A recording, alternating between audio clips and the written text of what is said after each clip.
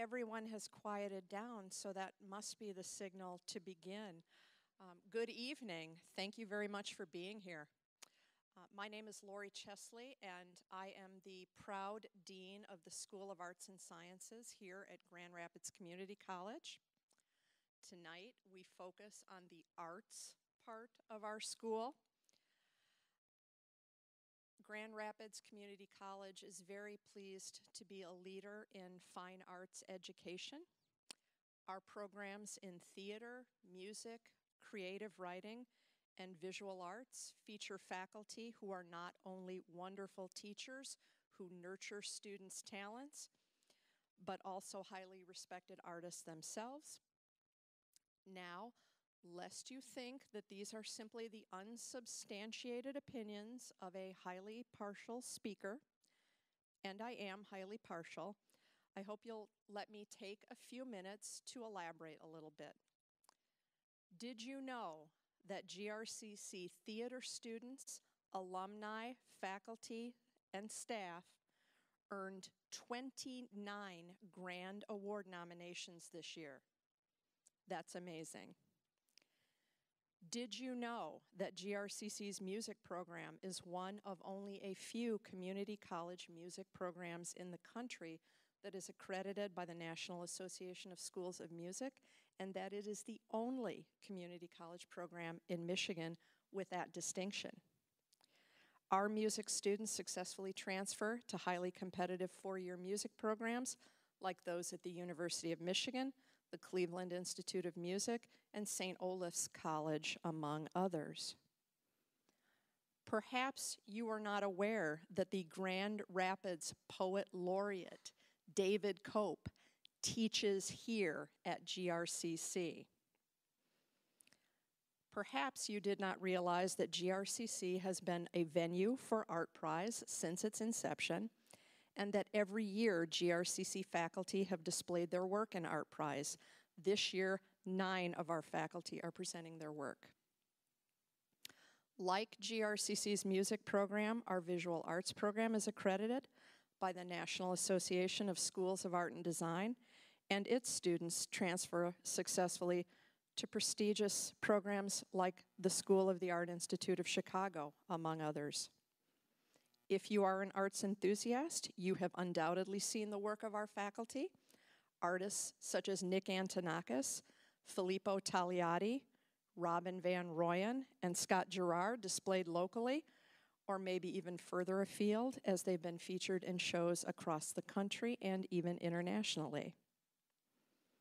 I hope that you have admired their work as much as I and many others do. In fact, I am very proud of all of the GRCC visual arts faculty, and I ask that those who are present this evening please stand and let us recognize you.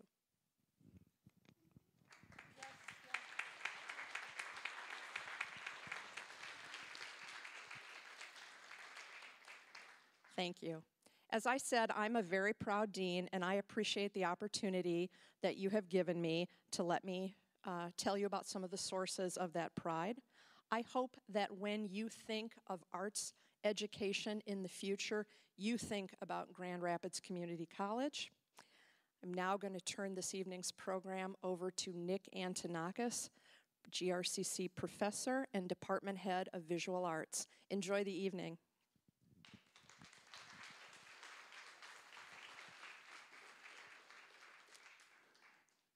Thank you, Dean Chesley, for those wonderful comments.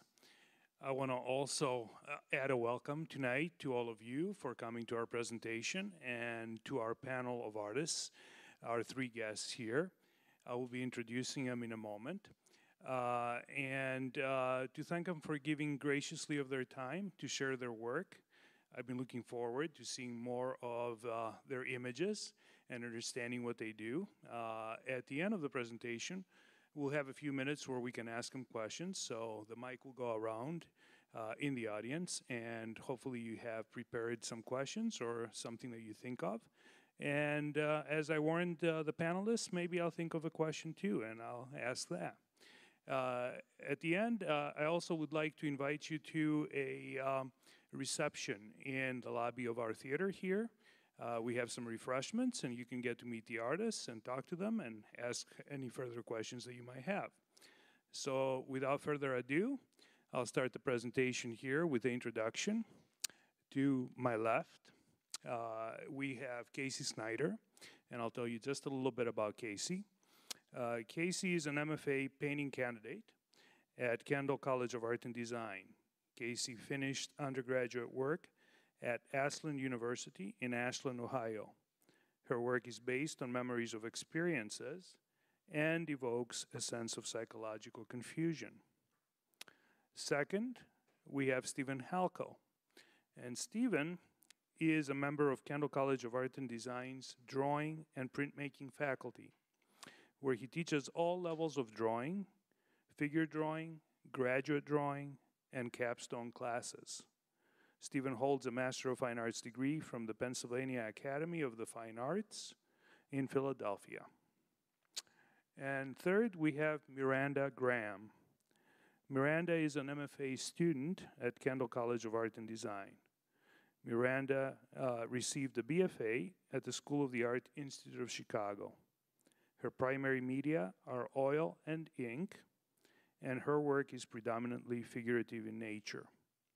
Obviously, we have a Kendall connection tonight. That's just the way things turned out, but we're very excited to have our guests here. So I'll turn over the mic to Casey, who will start the presentation.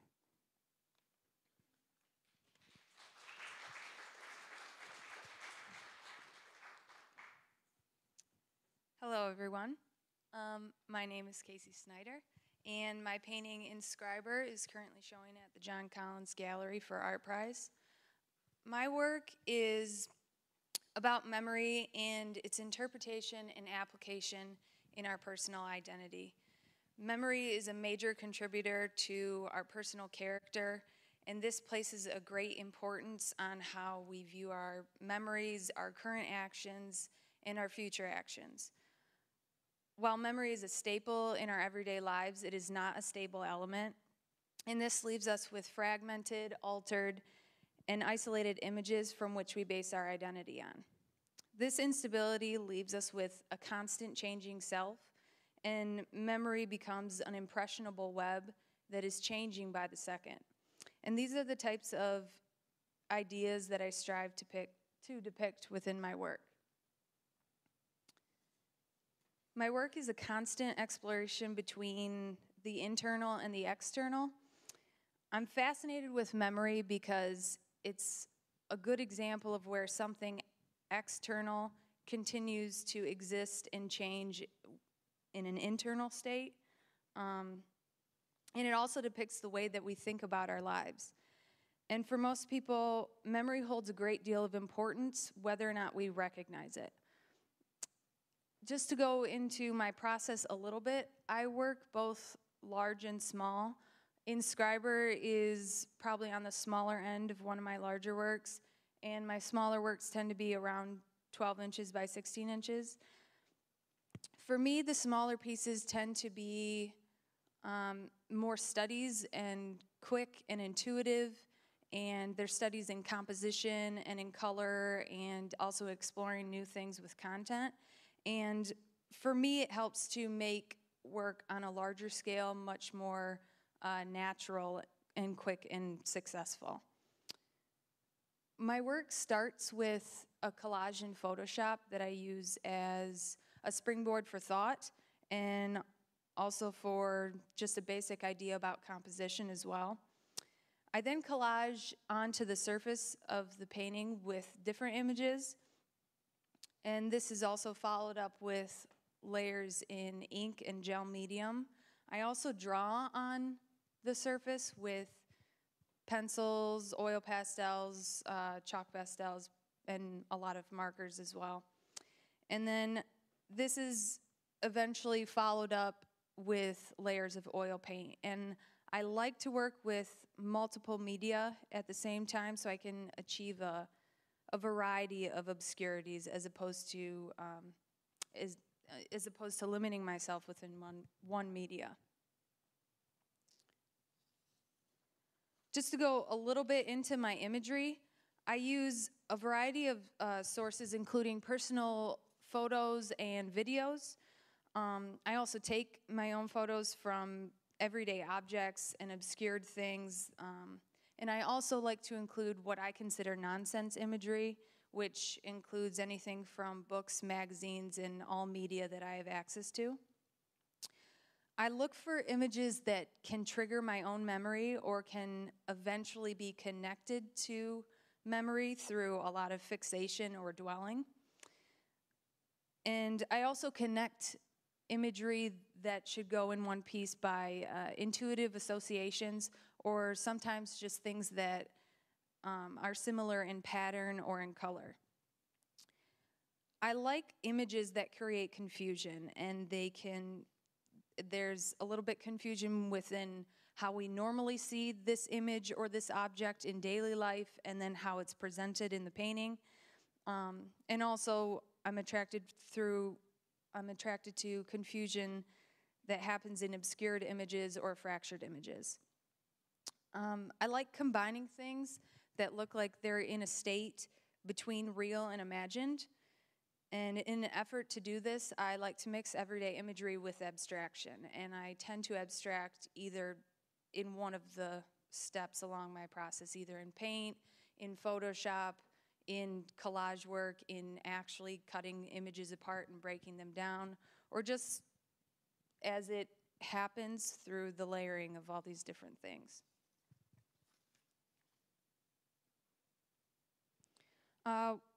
One of my main motifs that I work with is obscurity.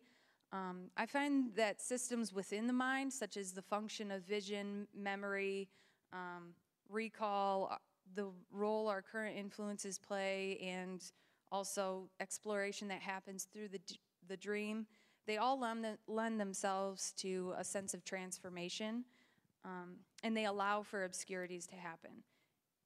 And when we first combine images through vision, through taking an image and adapting it to memory, through recall of that memory, the image is severed and modified as many times as it needs to happen.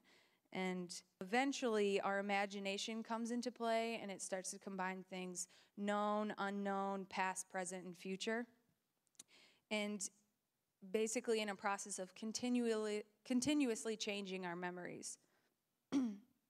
I also look for obscurities within images that, when they're obscured, they can appear as another, to kind of mimic the way all of our imagery is in a state of process, never a stable state.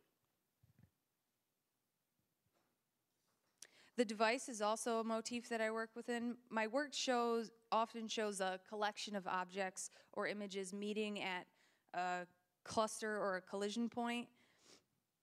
And these to me become a type of device because they start to process themselves and depict certain types of functions. And it becomes a pretty natural metaphor for the function of the mind. And they tend to hybridize the imagery, create an image and an object while at the same time destroying it.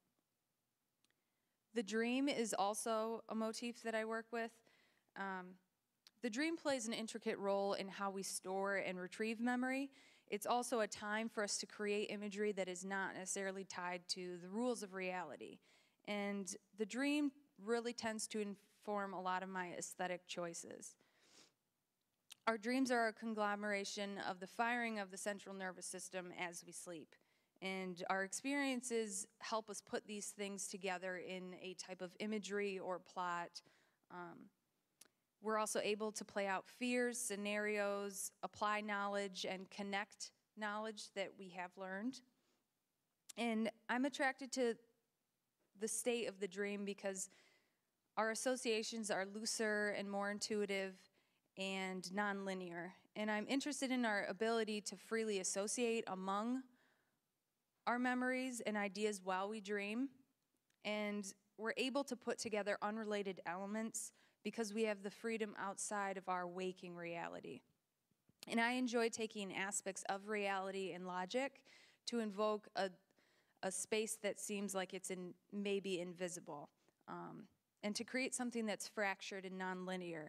So I like to hint at elements that can be connected to real life with other elements not following those rules. And lastly, another motif that I look at is the idea of the uncanny. The images that I tend to paint have a sense of the uncanny or the marvelous. To me, the uncanny includes an element of transformation or a tension between two states.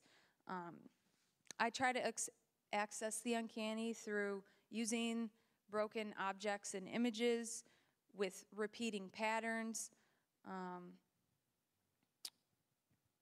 And I really enjoy the tension and the juxtaposition that occurs when something normal is suddenly not. And to kind of finish this up and to focus back towards my general concept, the moments I explore in my work show daily life in the struggle between a state of distraction and a state of meaning. The collection of images become an agglomeration of memory and imagination and misinformation that have just collected over time. And through this glut of imagery and items, I am interested in evoking the past while at the same time fictionalizing it. And that's it. Thank you very much.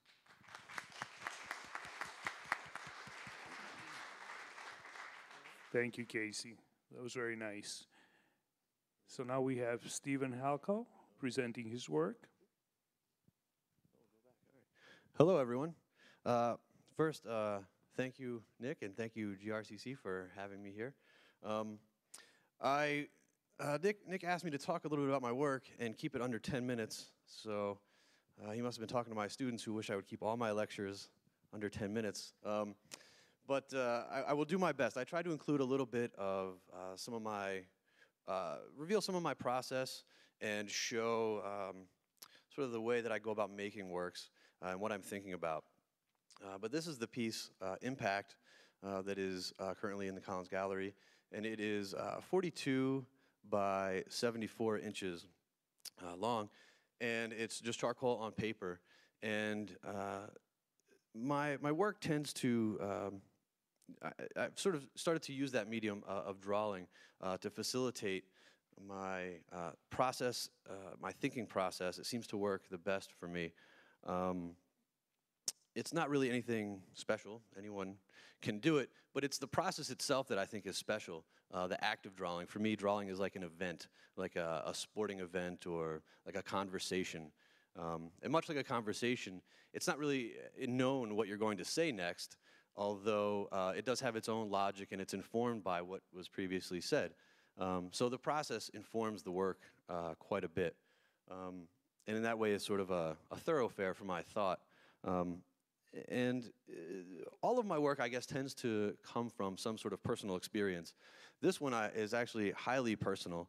When I was young, when I was a child, I was in a car accident and left me visually impaired in my right eye. And when you're a kid, you don't really know or understand what's happening to you.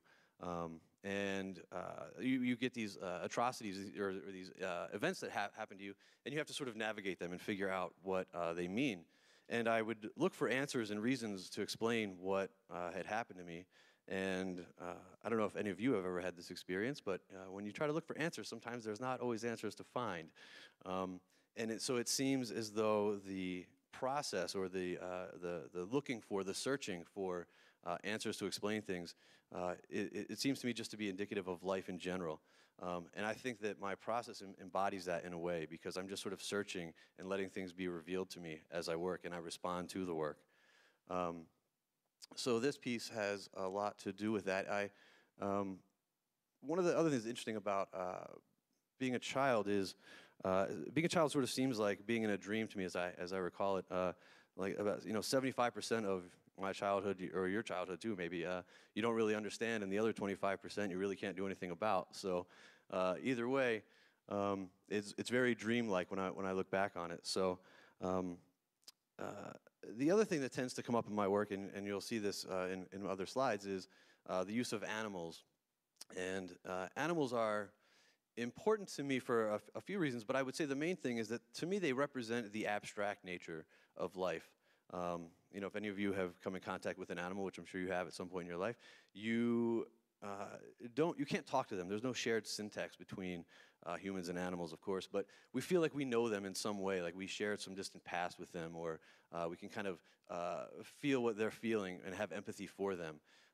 And we both share that sort of struggle of mortality and meeting our basic needs. So to me, they represent the abstract nature of life. And an artist who's important to me, oh, there's even a better slide, how about that, is Robert Motherwell. And I think that what is important to me about Motherwell is his attention to and the abstract properties of things. And so this is a piece of his called Frontier. And to me, it represents the sort of frontier, the breakdown of anything literal. And if I can, I'm going to try to do this. You can maybe kind of see a little bit of a connection there. And I'm not literally trying to reinvent or use Motherwell. This is sort of happenstance or serendipity after the fact. But certainly in looking at and contemplating Motherwell's work, you can start to see things or start to feel things that are abstract in nature. And I want my work to have that property as well. So let's go back. So that's an important part of the process. Da Vinci talked about this, you know, that you can learn a lot about reality by observing splotches on a wall and these kind of things. Because if you look for them and use your mind's eye, you can develop and see reality in things that you might not otherwise see. So, and speaking of seeing, that's what my work is about, is sort of seeing. This is a painting I did a few years ago, but it has to do with an event an experience I had with this buffalo. I was in Alaska and got a little too close to a buffalo, much to the, you know, not paying attention to the advice of those around me. And this animal, who was much bigger than I, let me know that I was not the dominant animal in that situation. And it being from the city, it was one of the first times I'd ever really been put in my place by something that I couldn't talk to and ask what was going on. It let me know what was happening in a very direct but abstract way. And so it evokes feelings for me of the unseen, the abstract nature of life. And around that time, a little bit after that, my brother had his first child, and it ended up living for 11 days. And I couldn't help but feel while we were in that room, while those events were taking place, that those events were also bigger than me. And no matter what I wanted, these events were going to happen, and things were going to take their own course, regardless of what the humans in the room wanted. So I paired the two together as a way of representing that duality. There's a little study I did at the time. It's helpful, I think, part of my process sometimes involves making things that I can't see. Obviously, I couldn't bring a buffalo into my studio, so or a bison, rather, I'm sorry. So I sculpted one, and I thought that would be tremendously helpful to me, to be able to see it. And what I came to find out was that actually having made it, once I made it, I didn't need to look at it anymore. I had sort of a tactile sensation embedded in me about what that creature was like. So having made it and then thinking about my experience with the actual bison seemed to be enough. I hardly looked at this once I made it, but kept it around anyway. And so to take that further, I would also try very much to create these little maquettes, little ways of arranging things to be able to see better what I thought I wanted to compose. And so I would do some staging and some lighting and put on my best filmmaker's hat and try to do these little stage setups. And what I found was, it's kind of dark, but what I found was that it became too literal, too static, I wasn't able to move around as much inside the image because I was so attached to this literal thing that I had made. This is an image that I did a little while later, and it is where I sort of discovered why I sort of helped steer me towards making drawings as opposed to paintings or anything else. So this was a little study that I had done for this painting. And this is where I realized how detrimental sort of color can be to an image. And what I found with this was that it was a lot more close to a dreamlike state. The black has a richness to it, a depth to it, that color for me is a little too close. You know, color becomes too real in a certain sense. But the black, it keeps going. It's like staring into a dark room. You know there's things that are in front of you. You can't judge any distance, but you know it keeps going. It's very deep. And so I ended up, this is a little study. This is only about 6 inches by 8 inches. And the painting's much larger, but I ended up liking the study much more. I thought it had a lot more of the essence of what I wanted. And then so that sort of led me to this process of focusing a lot more on drawing. And then so much like a dream, I think a lot of these images just kind of come together. I don't really know exactly what they mean. I'm informed a lot by working with models, having the figure there in front of me, seeing what it suggests, seeing what shapes get suggested. Still very much like, I suppose, abstract expressionists might have done, but I'm interested in turning them into things that are a little bit more immediate, so that you're the springboard for your thought, as it were. I think Casey brought up I love that word.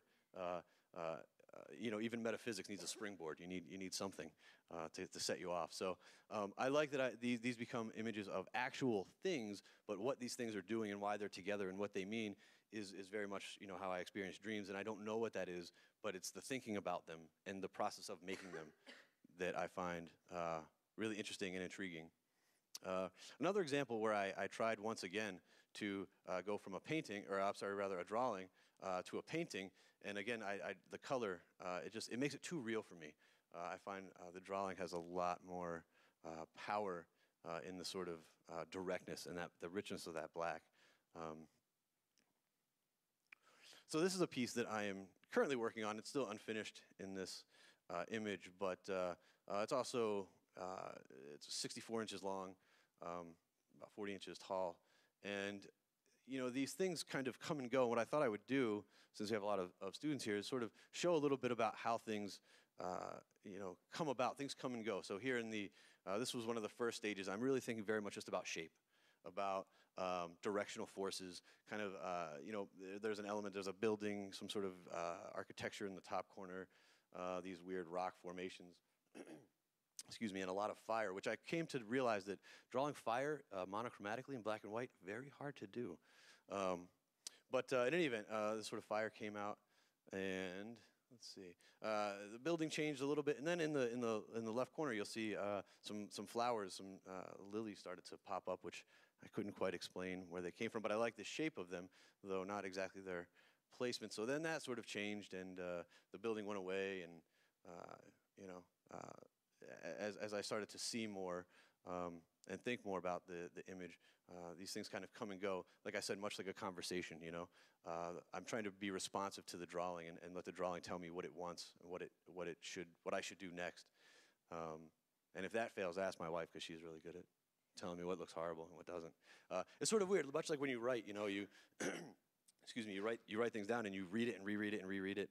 And you don't catch the typo. You know, you missed an E or something like that, and then someone else reads it and they right away, like, oh, you missed an E, but you're too close to it. You know, you need that sort of contemplative distance, that time in between, and so it's good to keep going back and forth and let the drawing evolve with what it wants, regardless of what you want. So this is sort of where that's at, and I suppose that sort of sums up what I have to say. I hope. It was informative. Anyway, thank you.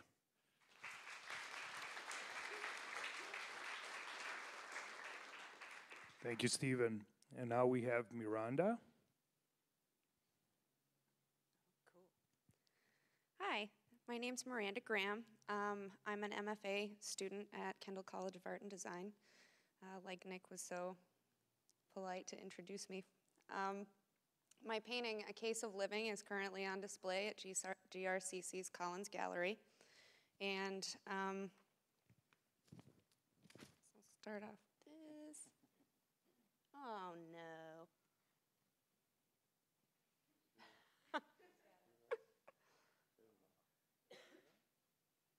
What am I doing? Oh, you got upside down. Oh, that's why. Okay. Yay. In my thesis work, I'm looking to capture a chronicling of life by shedding light on the beauty in imperfection. Most of us bear these marks, but we insist on hiding them. These are the most alien, most often concealed parts of self, and they're always overlooked. And it's where I'm searching to find the most honest discussion about who we are. It's in the act of exposure that I hope to explore aspects of identity that go unacknowledged and unvoiced. For all intensive purposes, I consider these paintings as portraits. They're heroic proportion for two reasons. One being in reference to the scale. Each is painted larger than life size, increased 4 or 5 times their original size, some larger, to showcase intensive inspection of tangible human form, and also to impress the immensity of personality hidden in the minuscule marks we all bear.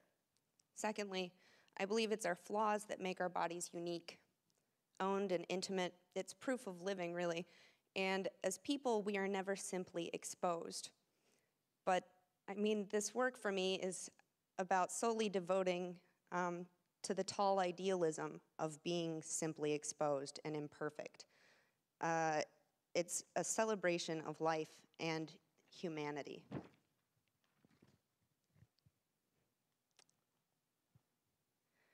I've always painted figuratively. I love flesh, and I'm consumed by the body's ability to heal, transcend ruin, and keep living. Quite literally, it's the powers of regeneration that fascinate me. I grew up surrounded by disastrous occurrences that I like to call feats of flesh, or simply my family, the accident-prone.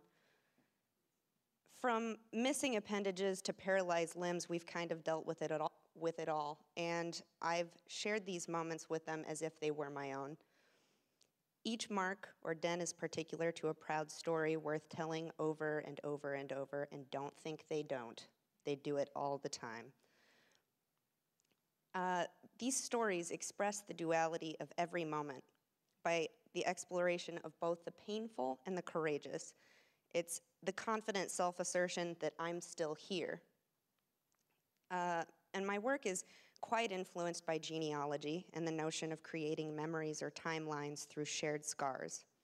However nonsensical it has proved to be for me as a woman, I have carried this body image with me all my life. I function in a heightened state of presence, and that translates directly to how I communicate in my work. Through the conflation of color and forms that defy aesthetic descriptions. I confront the true nature of the unfamiliar by grounding myself in its sublimity. I've only been oil painting since I started my graduate studies. All of my work prior to these paintings have been in ink and watercolor. And I mean, there's a really clear reason for that, in the sense that there's a familiarity in oil medium that I can't deny. Oil paint suits flesh. It just does. It's naturally greasy, fluid, and staining. It parodies our most basic bodily makeup. The vulnerability of flesh is literally translated by the paint, in flux and always subject to change. As the translucent layers of paint build to define forms and figures represented, it becomes literally emblematic of restorative dermis, akin to the cyclical destruction and rebirth of form. I find myself at home in the paint the way I feel at home in my own skin, and for that reason, it makes this harsh examination of the body's surface that much more palatable for me and hopefully for all of the viewers.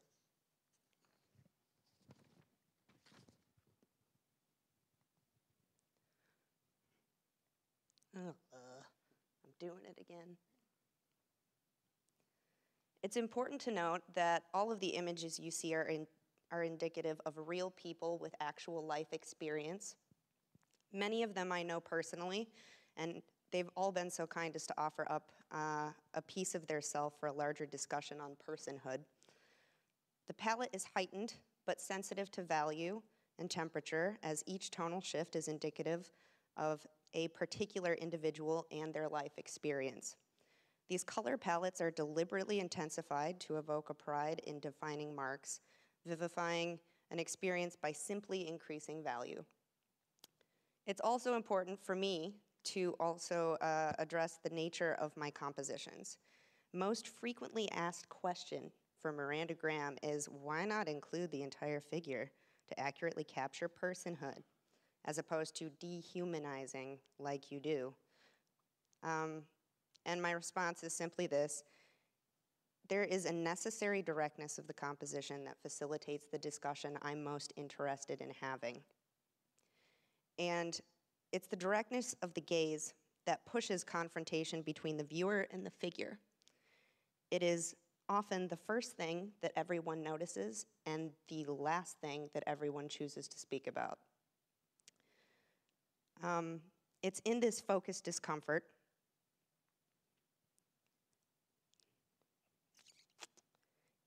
this is a tough thing right here, that we confront stigma and fear, allowing an entry point for acceptance. Many of the figures are depicted environmentless, adrift in a field of color or cropped without indication to location or context. I do this intentionally to mimic a clinical encounter. The sterility and lack of complication implied in a non-objective image space very deliberately hones the focus of the painting while also drawing attention to our subconscious tendency to limit our initial views of a person or individual based solely on flaw.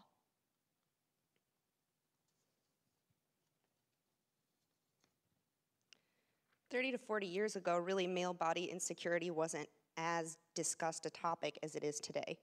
From year to year, the nagging notions of imperfection become more and more prevalent for women as well as men. Regardless of gender, the body as a site of insecurity and confusion is an idea that is manifesting as contemporary image normalcy. It is my hope that in limiting the gaze of the viewer to a narrowed focus on the body, that I'm in fact making this an all-inclusive commentary or genderless topic. Without sex complicating the way a viewer experiences the image, the painted body becomes every body, a point of access to the human condition. And in doing so, it's my hope that in this critique of the ideal form, that the viewer experience a note of confrontation, a hook between disgust and empathy, allowing one to better understand the personalities created by marks of healing and how those translate to the individual and the delicate stories beneath. The people showcased in my paintings are not afraid of who they are or their experiences or how they've shaped their lives. They are capable people living life under certain constraints, but also confident in their own skin. However, despite all of these kind of transcendent ideals, many still ask for public anonymity. They've moved past all of these things, but public still has not. I specifically choose my figures as healthy and hygienically sound people. I don't want the work to be a discussion of fetish or even about how they've chosen to live their life and how it's reflected on their bodies. It's not about that.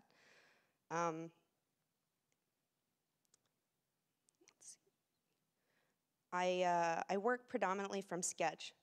Lots of photos, because the work or the figures are not typical. They don't behave in an average human, like figurative way. I take multiple shots so I know how they work and move, so that when I'm in the studio by myself, I can decide, yeah, that finger is just not right.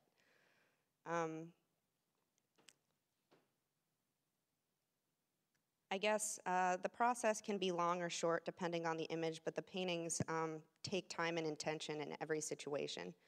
And I don't glaze, really, but it's a process of many layers, wet on wet, specificity and color correctness evolving with each subsequent passage. But I mean, that's really secondary to, I think, the goal of the work. It's very personal to me.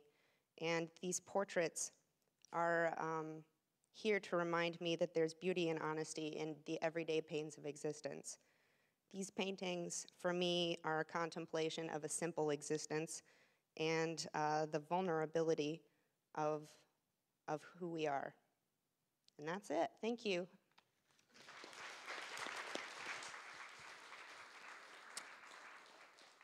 Thank you, Miranda. That was very nice. Being the moderator tonight, I'm going to take advantage of that, and I'm going to ask the first question because something came to my mind, especially as Stephen talked about Robert Motherwell as an influence, which was not an expectation of mine looking at that drawing. I would love to hear from Casey and from Miranda, whoever would like to start. Who are some of the artists that you look at as inspiration for your work? Well, since I have the microphone, I guess I'll start. And because I'm so disorganized and also can't figure out the slide presentation, I'm just going to look on my paper. I look a lot at Jenny Saville, but it's not... her work is so much different than mine. She works in surface, and there's really thick, meaty paint, but I enjoy her subject matter, and there's a richness in the color that I can't really get away from. So her a lot. I look at Hannelyn Rogeberg. I just really love how she paints, and she's so much less specific than I am, but sometimes I just need to get away from that. Mark Quinn, he's a sculptor. He has a very kind of famous statue in Trafalgar Square of a woman who is missing limbs. She's considered to be very athletic, and she is actually pregnant in this sculpture. Absolutely gorgeous. Also huge in scale. But I really admire the lengths he goes to choose the subjects he does. They're very fit and capable people. Absolutely worthy of emulating. Thank you. Casey? Some of the contemporary painters that I look at quite a bit are Adrian Ghini. He's a Romanian painter, and he kind of has a strong academic background in painting, but he combines it with a really intense abstractions within the same painting.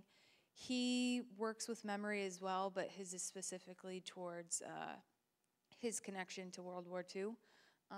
But he looks at people who are lost and what happens when a person is no longer there and their memories are no longer there.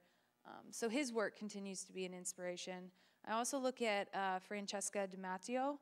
She has a lot of fracturing and uses a lot more, plays with perspective and line work as well. I'm really attracted to her work and also her color palette. Alessandro Pasoli, he's an Italian artist. He works with history. He's actually a mixed media artist, but he works a lot in gouache and watercolor and spray paint. And he works with kind of the idea that history is a narrative that is a bunch of lies put together. And I'm really attracted to the way that he thinks about what a narrative is. And in terms of someone that I continue to go back to and I was introduced to right away, Francis Bacon continues to be an inspiration for me. And he's one of those artists that I started with when I first started painting, and then I moved along, and I continue to come back and find more and more inspiration from his work. So. Well, I've heard a couple of names of artists that I'm going to have to look up, and some of the others I connected with immediately, and I was just wondering if those are there in the background as you think about your works. And Stephen, would you like to add any other artists that influence you other than Motherwell? Sure. Well, there's so many. I mean, I think that all artists that you see, every time you see anything, it influences you in some way, and that's kind of a cop-out answer. But I really like the photography of Francesca Woodman. I think that her work is stunning, and when I think about how young she was when she made her work and how insightful and introspective it is, it thoroughly blows me away. I really like the films of David Lynch. I think that he gets the sort of automatic process, the subconscious, in a very, the duality of life sort of thing. Who else? I also really like writers a lot. I think Kafka changed my life when I read The Trial. I thought he gets it. He understands exactly what I am, Joseph K. How about that? And the sad point is, once you get it, then two guys in trench coats come and you really get it.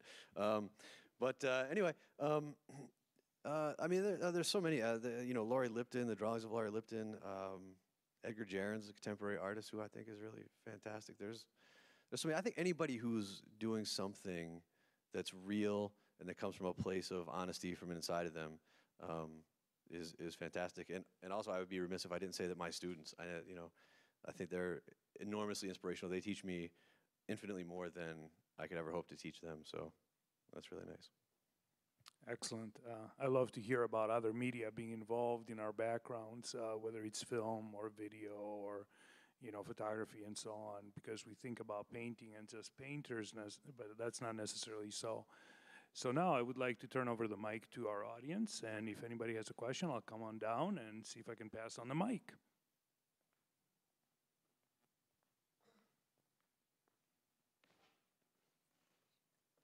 Anybody?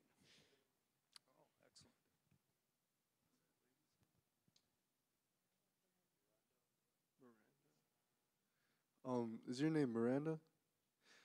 I noticed that you do a lot of hands and feet and all that. Do you feel sort of stuck in a way, like in a fad, or? No, I don't. To be completely honest, I feel that classic portraiture is absolutely, a head and shoulders conversation. And there are so many other ways that we greet our world. And I think that hands and feet are equally expressive, but consequently something that we are less aware of as people. And hands are more immediate than feet, but I think that there's a personality in the movement that is completely unique to every individual.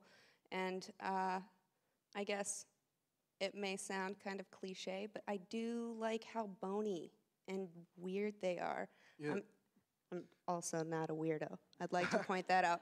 But there is certainly something undeniably expressive about them that you don't always get from other body parts. Very expressional, but do you paint any other things? Like, what else interests you? Horror movies. Pizza. Have you ever watched House of a Thousand Corpses by Rob Zombie? That is like the one I haven't seen. Best Buy closed down. So otherwise I would go rent it tonight because you said so. As far as art and painting goes, I love to just sketch ridiculous things.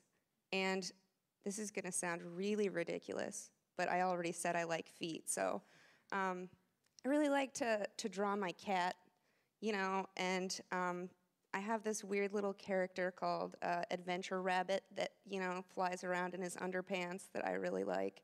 You're not weird. I'm not at all. I'm an artist. But I think that, I deal with so much seriousness and attention to detail every day that it's kind of like a breaking point, and I like to have more hilarious conversations outside of that. But I do more than feet. I'm glad you asked. Yeah, thank you. Other questions?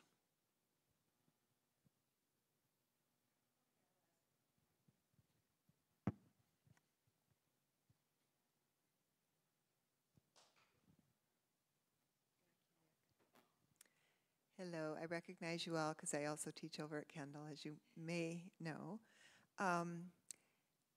I teach the same thing here that I do over there, two-dimensional design, and in the second half of the class, we take all of the elements we're working with and all the principles of organization, and we start working on composition. And it's so important to me, but I also would like to hear how important composition is to each of you. And Stephen, you mentioned it when you were talking about shapes and directional forces and all that stuff. So this is just sort of helping me out with my students to legitimize what I've been teaching them. So would you each mind commenting a little bit about how you think about composition as you're creating your work? Thank you. I feel wrong in starting because I just finished speaking. I feel like the composition starts with a million photographs, and the images are all kind of married together to make one sort of concise composition. And because I am working with such a limited and up-close perspective, it's hard to reinvent it and make it interesting consistently. But I first kind of try and think about the limitations of the body part I'm trying to deal with. I will start out by having them just, like move it around and see what it's capable of. And really, I mean, diagonals obviously play a role, but it's more finding a focal point. Especially on the larger works, it's really hard for me not to go in and hyper render everything. It would drive me nuts and it would just look really terrible. But I really have to hone in on that one spot that I like and kind of just dissolve everything out. And it's been a learning curve for me. But as for composition, it's something that I'll start out with. I think I know what I want, but by the time I get it sketched out, it changes all the time.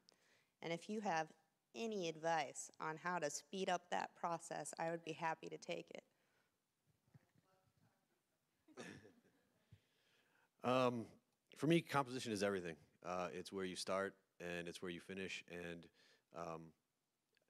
one of my students, I was sort of going off talking about this, and one of my students used the term or phrase "polishing a turd," which I like because you can do that forever and ever. But if it starts out on the wrong direction or ill-composed, it will forever remain ill-composed no matter how much you do to try to solve it or fix it or render the whatever out of it. But I think that that's one of the things I really do love about the abstract expressionists and the modernists, because I think that they were trying to get across things that weren't, that didn't have an attachment to an object or a thing or a body. But they could communicate those things through the movement of the composition, the confusion of marks or the fluidity of marks. You know, when I look at Jackson Pollock and I think about the connection to Thomas Hart Benton, you know, they're both about movement and action and fluidity and dynamism. But Thomas Hart Benton's is about the Old West and farmers, and you know, and Jackson Pollock is about his own physicality, his own body above that canvas. And so I think that no matter what it is, photographs, films, I mean, look at you know, Citizen Kane. You know, every shot in that movie gets across the narrative of what that movie is about. You know, I think that's just brilliant.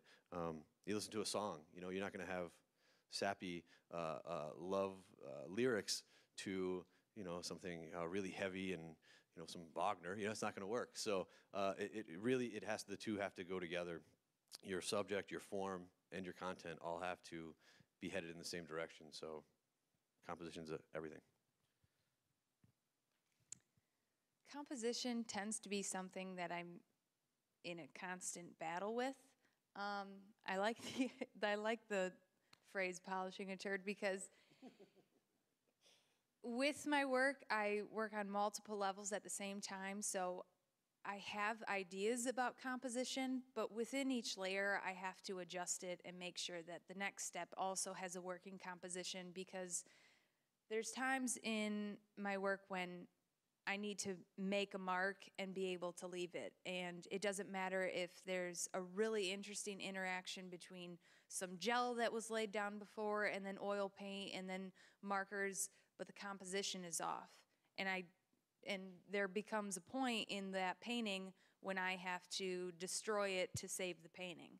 So it's kind of one of those constant battles, and especially with how I work, where sometimes the composition resolves itself really early, and you have to make a decision to give up that composition to finish the painting.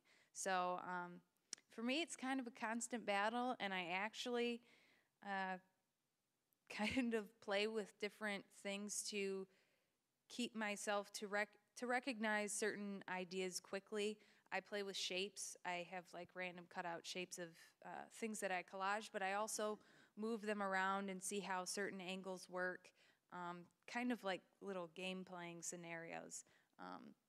Because I have to be able to tell when I need to keep something for 3 weeks or when I can continue to paint, which is pretty hard.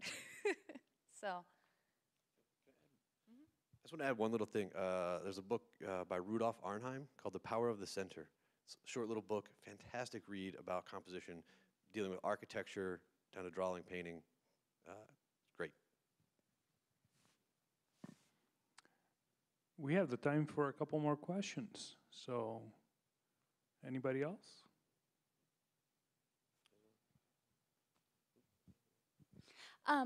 This will kind of apply a little bit differently to each one of you, but I'm just curious, Casey and Stephen, when you're working so much with drawing inspiration from dreams and memory and things like that, and Miranda, when you're drawing from the human body, is there any other subject of study like psychology or like the study of dreams, or for Miranda, like the study of the human body, anatomy? Is there anything else that you draw from in addition to the inspiration from the other artists?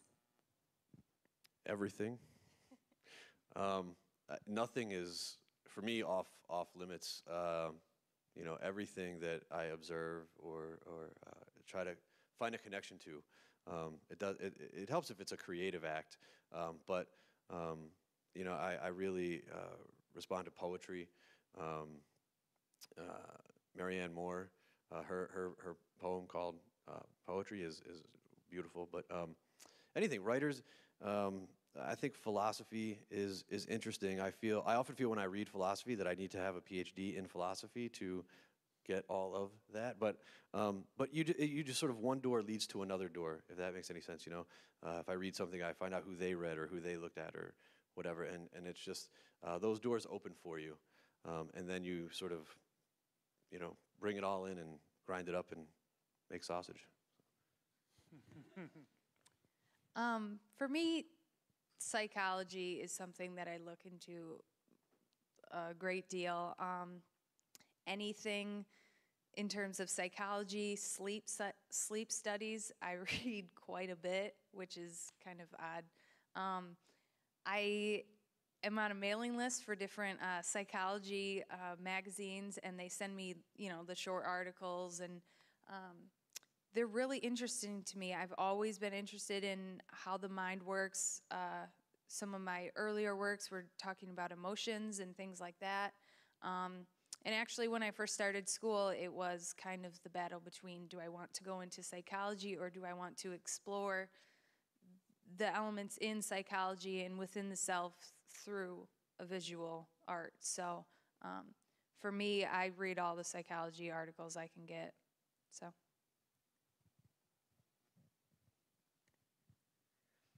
Well, recently I've been working with how to incorporate prosthetic pieces into my paintings.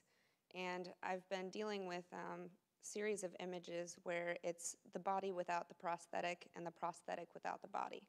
And so, oddly enough, that's had me reading a lot of fashion magazines, because prosthetics aren't just, you know, simply parts anymore. You know, they're not archaic looking. And the more expensive you get is kind of more the statement that you're wanting to make. And it's everything from looking more normal as opposed to fashionably standing out with missing parts. And so I read a lot about up-and-coming medical prosthetics, and how they're even carving them with lasers to look like you have like spider webs down your legs or something. Really insane carbon fiber things. Or, I mean, even Matthew Barney had the cheetah woman missing legs, the athlete that had, glass legs crafted for her. I look at everything. And psychology too, everything from like communicating health and wellness to the abject form, and even the psychology of horror, and the sublime and how that translates in our minds. And I mean, I'm always taking, like reading suggestions, and Amazon Prime helps a lot. For every book I say I like, it gives me 5 more, and then it's like potato chips. So take what you can get. On that note, I would like to take the opportunity to thank you very much for joining us for this discussion. We really enjoyed it, and I want to invite everybody to the reception after this. Let's give our guests a hand.